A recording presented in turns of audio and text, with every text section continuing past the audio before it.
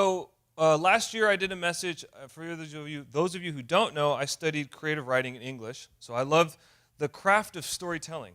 And there's a lot more into it than what you think. And there's actually just tons and tons of classes about the structure, about what the hero has to do and the protagonist and what happens in Act 1, Act 2, Act 3. And there's a lot of science and structure behind storytelling. And in fact, almost every movie and every story is the exact same formula in different genres. And you'd be surprised. And the first time I figured that out, I was like, wow. And now I can tell you exactly what happens at minute 12. You can run a clock, and I say, this is about to happen, this is about to happen, this is about to happen, no matter what structure. It's really fun. I like to do it. I'm a nerd about it. I studied it. I know there's some others out here who are nerds about it. So I'm going to use some of what I learned there like I did in my last message called Breaking into Act 2. I don't know if you listened to that one. If not, check it out. It's all about breaking into Act 2 in your life. I'm going to do something similar tonight. All right, so in one of my favorite screenwriting books, if you're a writer, check out this book. It doesn't matter what you write, screenwriting, novels, whatever, short stories. It's by Jill Chamberlain, and she's an amazing writer. Anyway, she said one of the most common mistakes screenwriters make is they create situations instead of stories for their characters. All right, situations instead of stories. Now, let me tell you the difference. A situation is a good idea to put the character in. For example, here's some familiar ones you'll know. What if a character had to relive the same day over and over again? What if a theme park for dinosaurs broke down and they all escaped? Finding Nemo. What if, a couple fell in love on the Titanic before it sank? Garfield. There's all these things. These are the situations, the what ifs, right? And these are what we call a situation. It's not a story yet. It's just a situation. It's a cool hypothetical what if, right? That's a situation. But this is what she says. Without a protagonist, or the main character, a hero, without a protagonist with the right flaw, we're going to be talking a lot about flaws. Aren't you happy you came to church? Without a protagonist with the right flaw, it's a total arbitrary situation we're putting them into. So you could have a great situation, but without a character with a serious flaw that it's testing, this situation will test, then it's just a random event that somebody finds themselves in. Let me give you an example. Anyone ever see the 1982 movie, Tootsie? Anybody? You have this. I see the hand. I see the hand. I haven't. But anyways, I've studied about it in a book, so I'm going to talk authoritatively about it. All right, in the movie Tootsie, this is the premise, okay? An unsuccessful actor has to disguise himself as a woman in order to get a role on a soap opera. So he can't make it as a man. He can't find any roles, so he disguised himself like Medea. Well, no, Medea's technically a woman. Yeah, anyways. So it's a man who disguised himself as a woman, auditions for a soap opera, and gets a role as a woman. So now he's got to maintain that lie throughout the whole movie, all right? The situation is funny. Lots of movies do this, like Big Mama's House and things like that. Lots of movies do that situation. You're going to watch it because, that's funny, and let's see how he has to pretend to be a woman on the show and keep up this lie. That's a situation, but it's not a story yet. What makes it a story is the main character, Dustin Hoffman's character flaw. Now, his character flaw, set up at the very beginning, is that he doesn't respect women.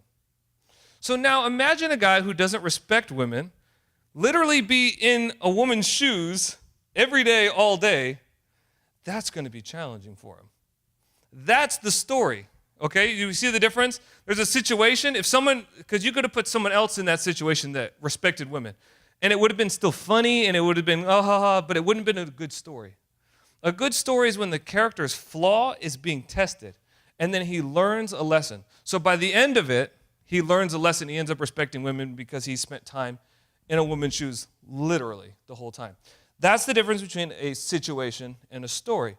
A story is when the character's flaw is tested and they learn a lesson from it. Let me give you a more modern example on Netflix. And if you have children, you've seen it 6 times. All right? The Incredibles 2. Yeah, that's it. Da-na-na-da-na. All right, so The Incredibles 2 is a good movie. And the first one, if you're not familiar with it, superhero family. I'm sure you are all familiar with it, so I won't even bother. But Pixar's superhero family. In the first one, you see the dad come out of retirement to fight bad guys and villains, and he fights all sorts of different things. He's super strong. In the second movie, we have a turn of events. And in fact, I would say it's the hardest challenge that Mr. Incredible, the strong hero with a good legacy, who literally has super strength, his greatest challenge that he faces is not a giant robot, is not a French bomb maker, it's not a mole man, it's none of those other things he's fought. His greatest challenge is being a stay-at-home dad, which is funny. And we see that, again, the situation's kind of funny. What if a superhero had to be a stay-at-home dad while his wife got a chance to be the superhero and do all the fun things, right? And what would happen? And this guy's out of his element, and you've seen the trailer, and the baby's on fire, and he doesn't know how to do anything, and story time, and homework, and he struggles with all of it. Now, that's a funny situation, but it's still not a story. It's funny to see Mr. Incredible be a stay-at-home dad, but it's still not a story. What makes it a story? What's the flaw being tested? In the scene where the man gives the job to his wife, this is what he says. The man says, "Elastigirl's our best play," and he just busts out saying, "Better than me?" Like, it's his instant reaction. He's like, "We're going to go with your wife." And he's like, "Better than me? That's the best play? Like, better than me? Are you sure she's better than me at this?" When it's similar to Tootsie, we have a similar situation, okay? Bob doesn't understand how his wife could be better at him than being a hero. He thinks he's the best, and his flaw is pride. And it's about to be tested when he goes home to 3 superhero children and a teenager, right? If you've seen the movie, you know what I'm talking about. Just crazy antics ensue, and he can't do anything right. So he gets on the phone, and she's having tremendous success. When he thought, I'm the best chance for this, like to make the superhero thing work, she's out there doing tremendous success. She's stopping trains. She's fighting bad guys. She's a hero in everybody's eyes. And he's at home saying, "I'm so happy for you," right? And if you've seen the movie, he's like, "I'm so happy for you, honey." And he's at home. But not only is he at home, he is failing at what she did every single day. All right? So she's out there succeeding at what he was doing every day when he's like, "No way. She can't do what I can do." She's out there succeeding every single day at being a superhero, and then he is drastically failing at home. And if you've seen the movie, you know what I'm talking about. He is failing at her job at home. And all of a sudden, his pride is being tested at home. And that's what makes it a story. Because it could have been another superhero who didn't have a pride issue. It still would have been funny, a superhero being a dad. But when it's his flaw being tested, when it's the pride being tested, that's what really makes it a story. Okay? That's what makes it a story. Until the character learns a lesson. And this is what he says to his daughter. He says, "I'm used to knowing what the right thing to do is, but now I'm not sure anymore. I just want to be a good dad." And as the story tells, and Edna, I'm not going to do an impression, but Edna, she says, "Done properly, parenting is a heroic act." You see, he learns something through the story. That's what makes it a story and not just a situation. A situation is a superhero dad having to be a stay-at-home dad. Ha, ha, ha. A story is when it tests his pride and it makes him learn a lesson. And he ends up respecting his wife and learning all of these things. That's the difference between a situation and a story. When a character learns a lesson that challenged their particular flaws. It was his particular flaw. In Tootsie, it was that guy's particular flaw, unique to them. So how does this apply to us? You know, William Shakespeare said, "All the world is stage, and all the men and women merely players. They have their exits and their entrances, and one man in his time plays many parts." Think about that. One man in his time plays many parts. We like to think of life as one long story, my beginning, middle, and end. But I like what William Shakespeare says about it in the sense of it's one man playing many different parts. And the other way to think of that is your life is not just one big movie. What's more like when you take different roles and you take different things, it's like I have an anthology series. You know, I've got number 1, then there's number 2, and then by the end of it, I'm like Avengers, and there's crossovers and people come into my life, and we have all these things. Your life is really more like that. It's like Harry Potter, it's like Lord of the Rings. In each movie, it's about a different thing where the hero has to do a different thing and encounter a different role. Anybody relate to that? And that happens, man. It starts, even Shakespeare talks about it from childhood. That's a role you had. But then as you get older, being in school, that's a role you have. And then you take on a role of getting married. That's a new role you have. And your life is full of these different roles, these different stages in movies, right? It's a good way to think about it. You have a series that is happening in your life. It's not just one giant one. When you take on a new role, man, when a new situation happens, when the hero is encountered with a different, unique problem. Think Die Hard. How many unique problems does he have to figure out each movie? Some disaster happens, some situation happens. Guess what? That could launch you into a new story. Our lives are made up of these beginning, middle, and ends, and there are so many of them. And when we think about it that way moving forward, we're going to start to see it a little differently. So what if, and this is my question, this is what this is all about, what if we didn't live life going through a series of seemingly arbitrary situations? What if it just wasn't situations, right? But like the characters in these stories, we have enough awareness to identify the flaws being challenged, and we can grow from them. That makes a situation a story. Can we make situations into stories? And I really believe that God wants to take each of your situations and make it a story. But to do that requires a self-awareness that looks at the flaw and knows what's being tested. Because we are all being tested. Because remember what we said at the beginning. Without a hero with the right flaw, it's just an arbitrary situation you're being put into. For many people, we can feel like it's just one random situation after another. One disaster maybe, one role after another, one job after another, one thing after another. And I'm just constantly going through situations without meaning. Why is this happening? All these things without meaning. But what if we could turn our situations into stories? And that's what Jesus does, and that's what he wants to do. All right, so I'm going to give you now a biblical example. We spent time with some movies. Here's some Bible examples. Judas and Zacchaeus, right? Judas and Zacchaeus had the same character flaw. Anybody know what it is? Any idea? Zacchaeus didn't betray Jesus, so you can't say that. Greed. Judas and Zacchaeus both had the same character flaw. They had a flaw of greed. It was a bad personality trait. And I'm going to show you. We're going to get into it. But they both had the same character flaw, and they both encountered Jesus, and both had different responses, obviously. Right? No spoiler alert, but read the end of the Gospels. Okay. So let's start with Zacchaeus. Zacchaeus' name, very ironically, means innocent or pure one. It's such a standard if you're born with that name. There's the innocent and pure one. Oh, God, thanks, Mom. So he's the innocent and pure one, which is very ironic because he was a chief tax collector and everyone hated him. All right? He did not grow into that name. In fact, he grew into the opposite of that name. Now, to give you a little context, to be the chief tax collector, he wasn't just a tax collector. To be the chief tax collector, every year they had to bid on how much taxes they could bring in. They bid for the job. And then once you got the job, the profit that you made, your job, your income, came from anything above what you said you could bring in. So the surplus that you could then take out of them was for you. Now, Luke says that Zacchaeus was a wealthy man. So not only was he the chief tax collector, which means he put up a big bid and said, I could get this much money out of my own people for Rome. Not only that, he was a rich man, which means he extorted even more money from them. Not a great guy, okay? Not innocent, pure one. He did not live up to his name. So when Jesus is walking down the street and he looks up in the tree, which is just a bizarre story. Like, were there other times? Why did Jesus know to look in the tree? Were there people who did that all the time?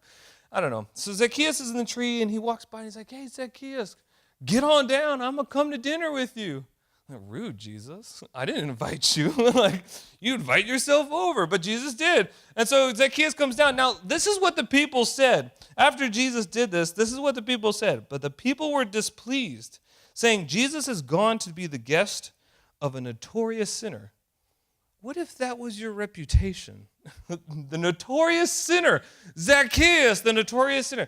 This guy is not a good guy. And he obviously has a character flaw of greed going on. And we know that because he was a wealthy, extorting tax collector, okay? But this was his response when he encountered Jesus, when the moment happened that changed everything. In storytelling we call it an inciting incident. When something happens that changes the story, when he met Jesus, this was his response. Zacchaeus stood before the Lord and said, I will give half of my wealth to the poor, Lord. And if I have cheated people on their taxes, right? Jesus right, if. But anyways, if I have cheated people on their taxes, I will give them back 4 times as much. Total character transformation. Imagine the people there, and Zacchaeus shows up to your door and knocks and says, here's 4 times as much as I stole from you. What the heck? Are you sure? And he gave away half of his money? And then 4 times as much. This dude was loaded from stealing from people. That's a greedy man, a selfish man. And he was stealing from other people. But when he encountered Jesus, he immediately faced his flaw and said, I don't want to be like that anymore. And he changed 180. That is a story. It's not a situation. A situation would have been Jesus saw a guy in a tree, called him, had dinner. The end. It could have been anybody. But Jesus called the most flawed guy out from the tree, and he changed completely. That's a story. God doesn't want to have situations. Situations are so common in church of, I went to that Christian concert. I went to that conference. Praise him. And we get into all these situations, but not enough people have stories with Jesus.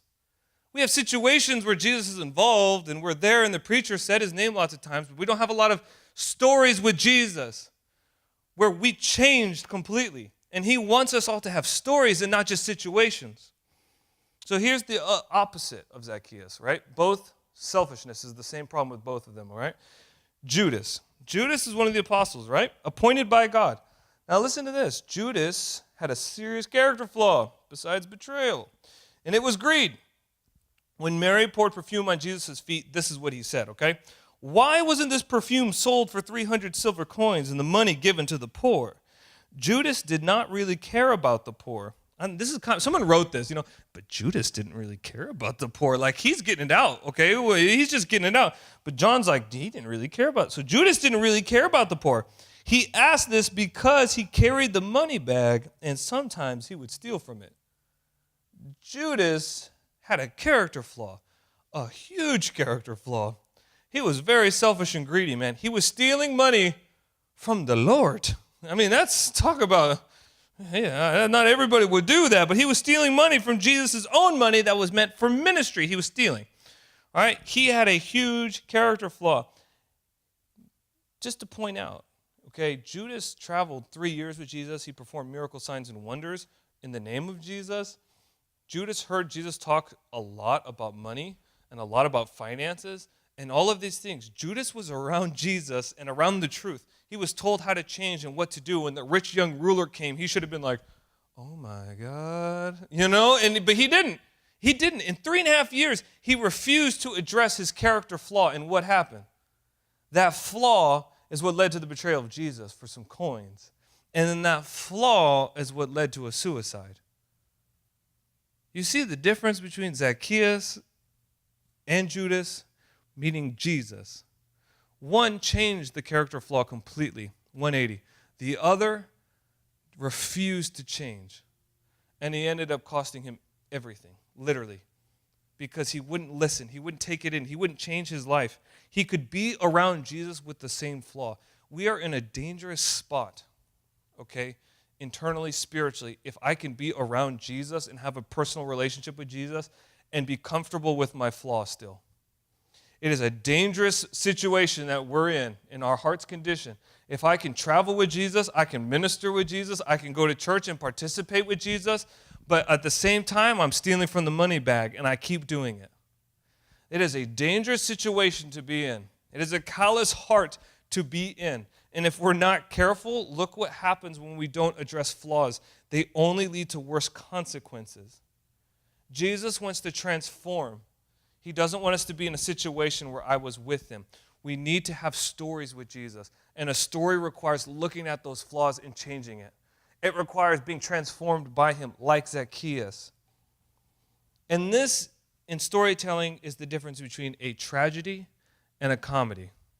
All right, now, comedy is not the sense of what we're thinking. It's nothing to do with Will Ferrell. All right? This is not a modern sense of comedy. This is going all the way back to Aristotle, okay? This is the traditional academic view of tragedy versus comedy, all right? So in a tragedy, if the hero continues to strengthen their flaws, like Judas, doesn't change, just keeps stealing. If the hero doesn't identify or change their flaws, this is a tragedy. And this is what Aristotle describes it as. It must not be good fortune. The hero must not go from good fortune to bad, but on the contrary, from good to bad fortune, it must be due not to villainy, but some great flaw in such a man. In other words, he's saying it's not some villain, it's not something bad that happens that makes his fortunes go from good to bad. He's saying that it's his own character flaw, this great flaw that leads to the reversal of his fortunes. Again, look at Judas. This is a tragedy. And if you ever watch a movie, it's where the character refuses to change and he gets what he wants, but he's miserable at the end. It's a tragedy. They think they have success and they think they've accomplished it, but they haven't dealt with the internal flaw and they've pushed everyone away or they've done whatever so they've accomplished everything that they've wanted to, but on the inside they're miserable. That is what is defined as a tragedy. They refuse to identify, they refuse to change the flaw, and they're miserable at the end. This is a tragedy. On the flip side of that is a comedy. And the comedy is where the hero identifies the flaw. He figures it out, and he learns the lesson, and he goes from flaw to strength when he embraces the opposite of it. It strengthens them. It strengthens them when I figure out what the opposite is. That is when it is a comedy. All right?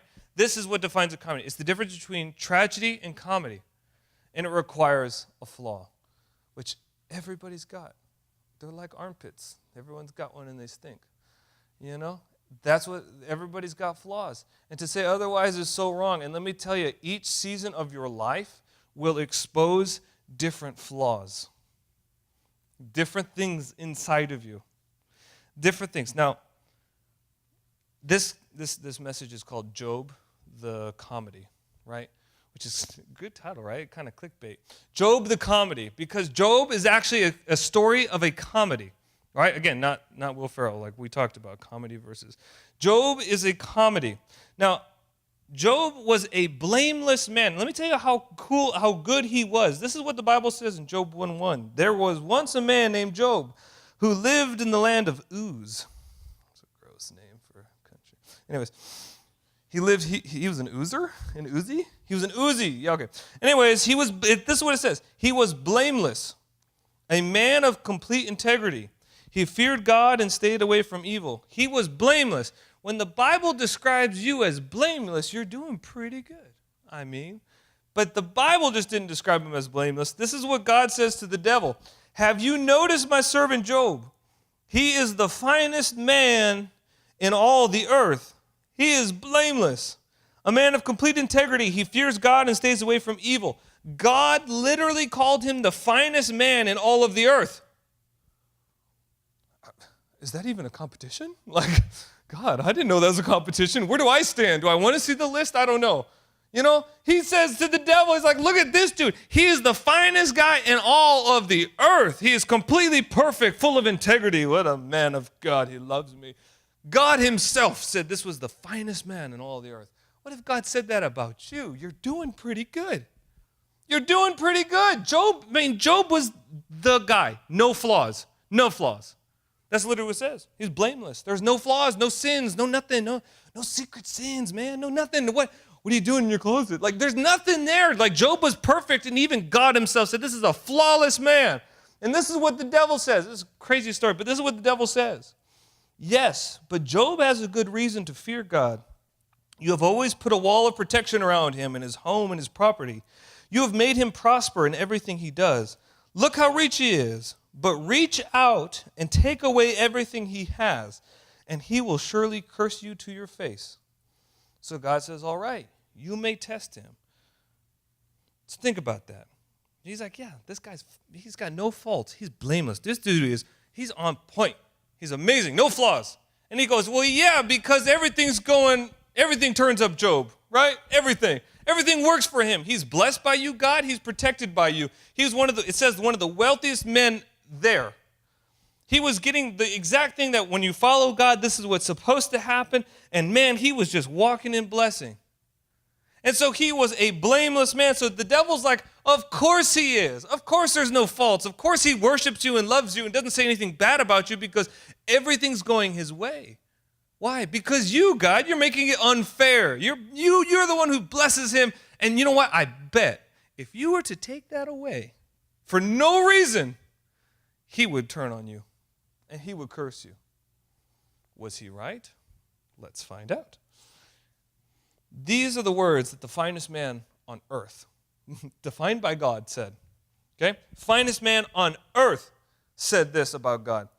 God hates me and angrily tears me apart. He snaps his teeth at me and pierces me with his eyes. I was living quietly until he shattered me. He took me by the neck and broke me into pieces. Then he set me up as his target, and now his archers surround me.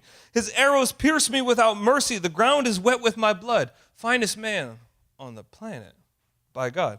My eyes are red with weeping. Dark shadows circle my eyes.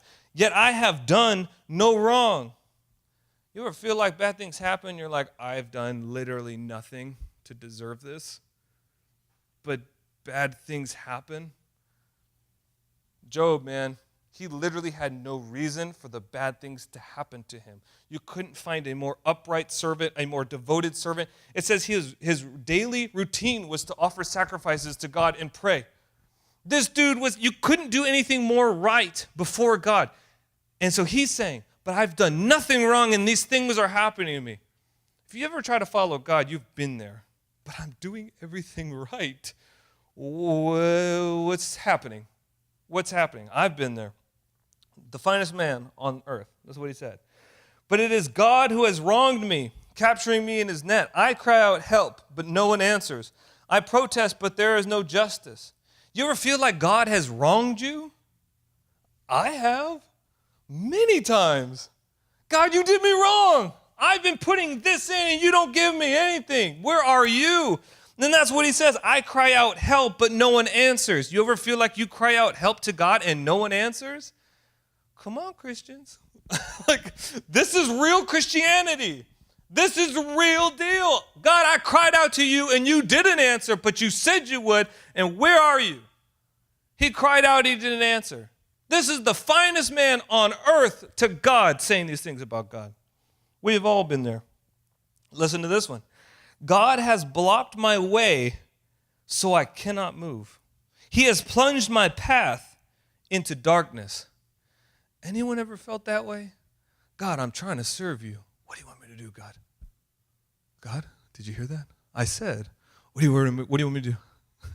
Where do you want me to go? God, I've got these 2 jobs. Which one? Did you hear that, God? God, which one? I'm trying to follow you now. But don't make this hard.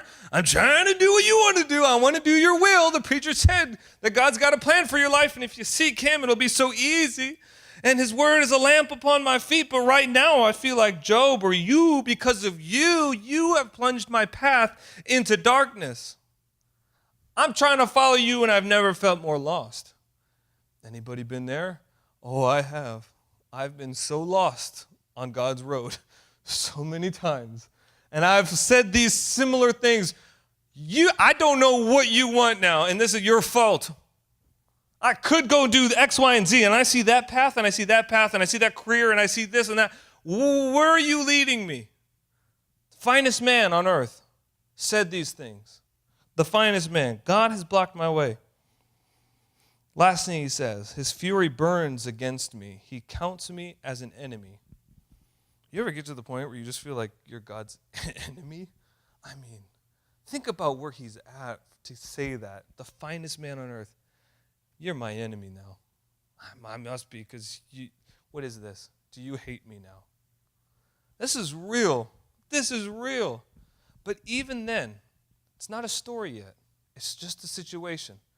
A man, the finest man on earth, has everything taken away.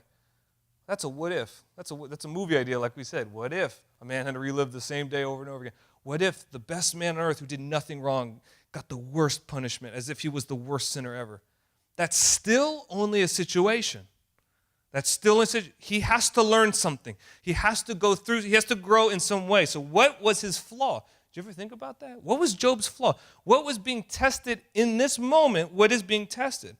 All throughout Job, after the bad things happen, he gets into these arguments with his friends. And this is what one of his friends said. After 32 chapters of arguing, okay? That's a lot of arguing with somebody.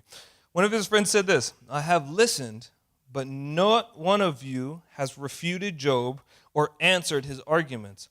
And don't tell me he is too wise for us and only God can convince him. Think about that. We've been fighting for a long time. Our friends are trying to convince you of something.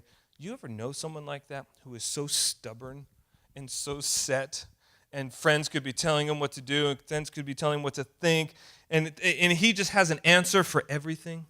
I know people like that. I've been people like that. But, you just have an answer for everything, and you could spend 32 chapters having an argument with the same person, and you're not moving anywhere, to the point he says, and don't tell, he's too wise for us. He just argues. He's got an answer for everything. He's so clever. And God has to be the one to convince him, because we can't do it. Job had a serious problem. He thought he knew better. He was so stubborn, and he had an answer for everyone. And so this situation tested Job in his wisdom and how wise he was. Because his friend says, Don't tell me he's just too wise for you. So this situation happens where he didn't deserve it. There was no reason he deserved it. And so he gets in a 32-chapter argument with his friends about why. Why? And Job had an answer for every single argument they brought up to him. Answer, answer, answer, argue, argue, argue. That's all he had, man. He was fighting for his life here, arguing with his friends, nonstop. And he would never listen. He would never say, okay, fine. To the point where his friends literally said, God has to convince him. I can't get through to Job. You ever know someone like that? You ever been someone like that? I can't get through to this guy. You got a serious character flaw when no one can get through to you. And you are set in your ways. Job had a serious character flaw that only the situation revealed. Think about that. He was the greatest man on earth. Literally it says blameless. But when a situation happens that's completely unfair, the flaw goes, and you say, oh, that was there the whole time. Let me tell you, we got weeds inside of us. We've got skeletons under the rugs and in the closets. I don't know where the skeletons are. They're skeletons. And when we go through situations, and when we go through tough times, and we go through different scenarios and roles in our life, they will shoot out. And you go, I didn't know I thought about God that way. I thought I was blameless and right. And then here I am like Job.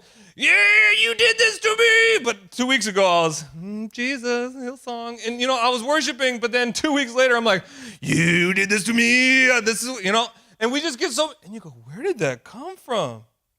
Let me tell you, you don't know your character flaws until you got a reason to be angry at God. And then, boy, did they just, they just spring up just like Job. And he was the finest man on earth. Had secret flaws ready to be exposed. All right? This is real life Christianity right here. Job thought he was so wise. Now, this is how God deals with it. Then the Lord finally, it was his turn to talk. And this is where it picks up. The Lord answered Job from the whirlwind. Who is this that questions my wisdom with such ignorant words? Just then, I'm like, oh boy. And then he says, brace yourself like a man, because I have some questions for you, and you must answer them. Woo-hoo. God, it's okay. That's fine. Brace yourself like a man. I never want God to tell me that in my whole life. Brace yourself like a man. Why? Not only that, he's in a whirlwind, for crying out loud. Like, it's already intimidating. And he's like, brace yourself like a man. Why? Because I'm going to ask you questions. Huh? Brace yourself like a man. Okay, God. I'm braced. I'm clenching everywhere. Like, what is it? So he braced himself like a man, and God says, where were you when I measured the oceans? Where were you when I filled? How much water is in the ocean? Where were you when I placed the stars? Where were you? If you know so much and you have an answer for everything, man, where were you? Tell me if you know so much. Tell me if you know so much. He goes on for 2 chapters asking Job questions he cannot answer. Now, his friends tried that for like over 30 chapters, and Job would not shut up. And for the first time in like over 30 chapters, now Job's like, Like, am I supposed to be writing this down? I don't know. I'm still bracing like a man. And so Job is braced like a man, and God keeps going. Now, after 2 chapters of this, God says, do you still want to argue with the Almighty? Oh, Lord. So, do you still want to argue with the Almighty? You are God's critic, but do you have the answers? God, I didn't brace hard enough. Let me tell you, you got me. No way Job braced hard enough. Do you have the answers? God was exposing the character flaw inside of Job that only came out in these tough situations. This is Job's answer. Remember, a man who had an answer for literally everything. This is the first time he opens his mouth back to God after all of this. This is what Job says. I am nothing. There you go. That's it. That's all he had to say. But then he keeps going. I am nothing. How could I ever find the answers? What? Is this the same Job who had 38 chapters of annoying answers? I mean, you read those and you're just annoyed. It seems like an annoying text conversation, like a group chat, like, I want to get out of this group chat. It sucks. But this is Job. Now, how could I ever find the answers? Listen to this. The same guy. I will cover my mouth with my hand. I have said too much already. Now, listen. If I'm his friends, I'm like, tell him, God, tell him. That's what he says. I have nothing more to say. That's Job. 38 chapters later, I have nothing more to say. I don't have the answers. I'm going to cover my mouth. That's not Job. That's not the Job that friends knew. This was the complete reversal. This was the moment where the man who didn't respect women dresses as a woman for all these years, and then he ends up respecting women. This is the Mr. Incredible who doesn't think his wife can do what he can do, and he's better, and then learns that what she does at home is being a hero too. This is that moment where Job, it turns from a situation, greatest man on earth has bad things happen to him, to a story. Greatest man on earth learns a lesson from God, and he changes. And because of that lesson, and he repented, because of that lesson, it says the second half of his life was more blessed than the first. And he was already the richest man, it says, on the planet, but the second half was better than the first because he made his situation into a story. You know, we're all going through, in closing, we're all going through unique situations right now. All of us. Every single person is going through unique situations that are challenging your flaw. Your unique flaws, because we all got them, right? Your unique flaws that is challenging. If, for example, Judas, if the apostle Luke or if Peter was made the treasurer, it wouldn't be a good story. Why? Because he didn't have a greed problem. The reason it's relevant and is a story is because Judas had a greed problem. That position he was in tested Judas's specific flaw in a way that it wouldn't have tested somebody else. In the same way, you've got things that you're going through, and you could tell me your story, and if I was in your shoes, it wouldn't bother me as much as it does you. Right? There are things unique to you in your situation. And why wouldn't they? And the same with me. I could be like, man, it's so hard, this thing. And you'd be like, why? That doesn't bother me. Like, that kind of thing doesn't. Because my flaws are different than your flaws. And your flaws are different than my flaws. And all of our flaws are very unique. And so while you may not suffer in my shoes, man, you may not suffer in my shoes, and I might suffer in your shoes, each of our flaws are very unique. And we're all going through these situations right now. But let me tell you, if you don't want it to be a situation, we can make it a story. Don't just go through life just arbitrarily going through situation after situation, problem after problem. Turn it into a story. Be the character in your story. Whether you're starting a new one or you're still dealing with the same one, learn the lesson God's trying to teach you. Now, I'm not saying God's causing bad things to happen to you. Don't hear that, all right? Because he doesn't. But we can take advantage of every moment and learn. So I honestly, like practically, take the situation, what's going on. Talk with somebody about it. Why is this so hard for me? Why am I struggling so much with this? What is this bothering? What is this testing in me right now? And try to identify it. Use one adjective that helps. Selfishness, fear, distrust. Try to find one adjective that this is what it's testing me in. And do what Job did. Let God talk to you. Let God tell you. Ask God. Ask God for the wisdom. What is the flaw that is being tested in me? And guess what? Just like with Job, he will tell you. And just like with Zacchaeus, we can make the decision to be transformed by Jesus. Zacchaeus had to make a choice. Says, I'm going to do the opposite. And he gave all of the money away. Right? And Job, he had to do the opposite and cover his mouth for once. But what happened when they chose the opposite, not their flaw? It transformed. And God can do a transformative work in you. But it requires to turn your situation into your story, your unique flaw that's being tested. Find what that is, and then try the opposite until there's a transformation. Even in the stories, it wasn't instant. The characters had to keep trying the opposite, and then they realized, man, this is a strength. You can gain a strength, or you can strengthen your flaw in every situation. I pray that we gain a strength, and we don't end up like Judas, where we just get comfortable with our flaw because we can't see it. We can't identify it. Amen?